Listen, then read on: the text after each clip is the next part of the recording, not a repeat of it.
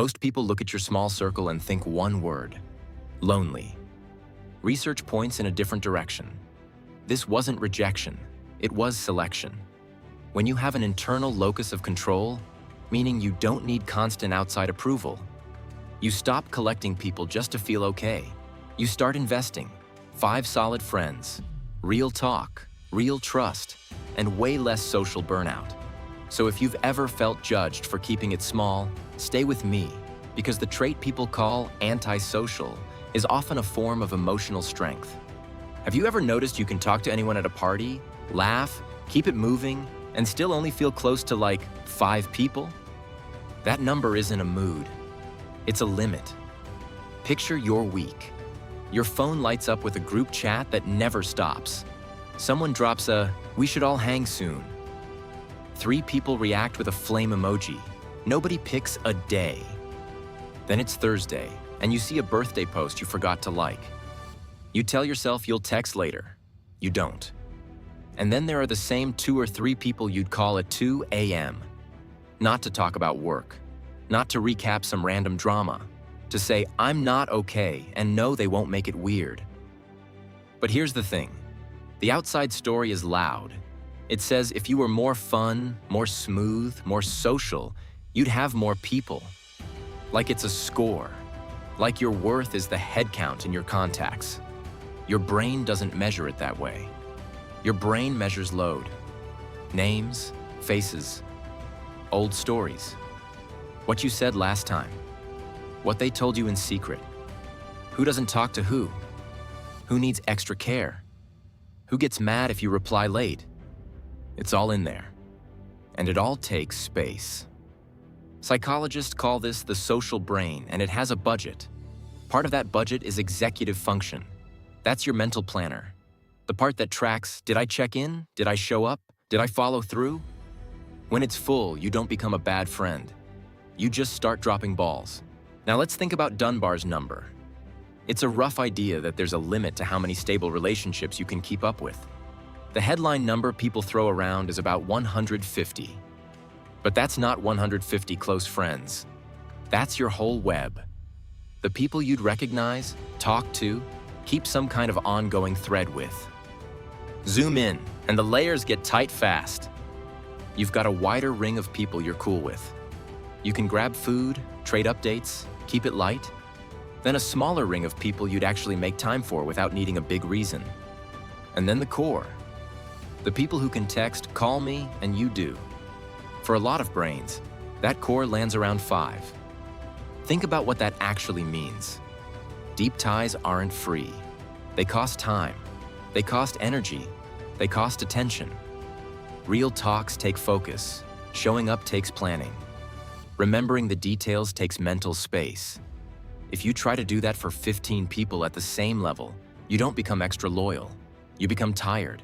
Then you get snappy. Then you start going ghost and you hate yourself for it. So keeping it small can be basic math, not a personality flaw. Here's a simple moment. You say yes to the big hang. You go because you should. You spend 3 hours doing the social thing. Smiling, nodding, small talk, loud music, trying to hear, trying to match the vibe. You get home and you feel wiped, like your brain is buzzing. Then your close friend texts, "Can we talk?" And you feel that split-second regret. Not because you don't care, because you already spent your good energy on the cheap version of connection. A lot of noise, not much depth. This wasn't loneliness, it was capacity management. The 5 close friends thing isn't random. It's what happens when you protect the only thing closeness runs on, your attention. Which brings us to why you don't chase the crowd. It's not that you can't. It's that you don't need it. You're trying to live in a way your brain can actually sustain. There is something different about how you walk into a room when you don't need the room to approve of you. You're not hunting for a signal. You're not scanning faces for a green light. You just show up, take it in, and stay steady. So you look calmer, but you're really just less pullable. You know the type of night, I mean. People are half listening, half posting. Mirror neurons are firing non-stop, trying to match the mood, copy the laugh, fit the pace. And you can do that if you want. You're just not hungry for it. Which is why you're picky. Someone hits you with, "Come out with us," and you don't do the fake sure thing and then vanish. You pause. You check your week. You check your mood. You check what you need tomorrow morning. And if it's a no, it's a clean no. No long story, no guilt show, no soft little lies. But here's the thing. A clean no makes some people uneasy. They want you to want what they want. They want your yes to prove the plan was good.